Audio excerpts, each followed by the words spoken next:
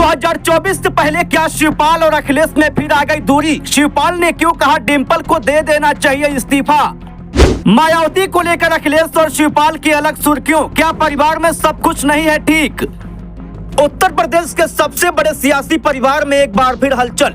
मुलायम सिंह के निधन के बाद एक हुए अखिलेश और शिवपाल में एक बार मतभेद की खबर है। फिरोजाबाद के कार्यक्रम में पहुंचे सपा महासचिव शिवपाल सिंह यादव ने डिंपल को लेकर बड़ा बयान दे दिया। इस मौके पर अक्षय यादव और आदित्य यादव भी उनके साथ थे। मंच से नीचे उतरते ही शिवपाल को पत्रकारों ने घेर लिया और कई सवाल पूछे। दरअसल 183 विपक्षी सांसदों को इस सत्र के लिए सस्पेंड कर दिया गया है। इसमें डिंपल यादव और एसटी हसन का नाम भी शामिल है। जब पत्रकारों ने शिवपाल से सांसदों के निलंबन पर सवाल पूछा तो शिवपाल ने कहा कि मैं तो कहता हूं कि इन सभी सांसदों को इस्तीफा दे देना चाहिए, क्योंकि भाजपा लोकतंत्र का गला घोंट रही है, लेकिन जनता सब देख रही है, इसका जवाब मिल जाएगा। शिवपाल ने कहा कि डिंपल यादव को भी लोकसभा की सदस्यता से इस्तीफा दे देना चाहिए। उधर इंडिया अलायंस को लेकर शिवपाल ने कहा कि कहीं कोई कंफ्यूजन है ही नहीं, हम मजबूती से 2024 में बीजेपी और मोदी का मुकाबला करेंगे।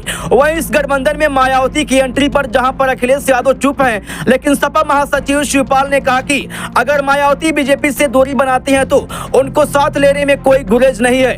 अब यहीं पर यह सवाल खड़ा होता है कि आखिर मायावती को लेकर चाचा और भतीजे में एक राय क्यों नहीं है? असल में मायावती और अखिलेश ने 2019 में गठबंधन किया था, लेकिन चुनाव खत्म होते ही यह गठबंधन टूट गया था।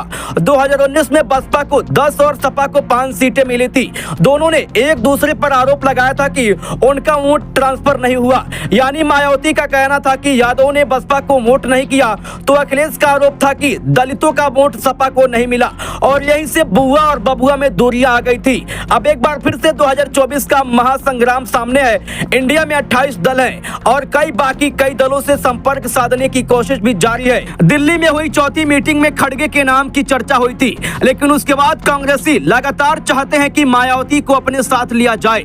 इतना ही नहीं, चंद्रशेखर को भी इस अलायंस का हिस्सा बनाया जाए। जाहिर सी बात है कि अखिलेश मायावती के लिए हाँ नहीं कहेंगे और मायावती चंद्रशेखर के साथ जाने से गुरेज करेगी।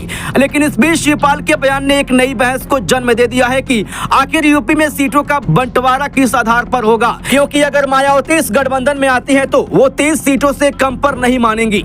तो अखिलेश खुद 50 सीटों पर अपने प्रत्याशी उतारना चाहते हैं। तो उधर कांग्रेस जयंत और चंद्रशेखर के साथ साथ अपना दल कामेरावादी और महान दल जैसी पार्टी भी है। यानी अब इस सीट शेयरिंग का मुद्दा बहुत आसानी से हल होता नजर नहीं आता।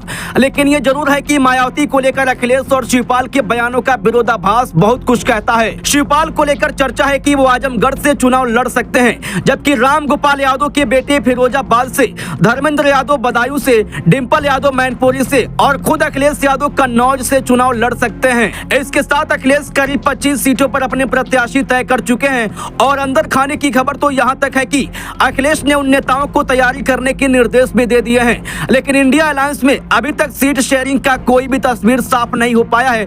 प्रत्याशियों को भी असमंजस में डाल रहा है। ऐसे में अब देखना होगा कि यूपी में सीटों को लेकर बनी भ्रम की स्थिति कब तक साफ होती है।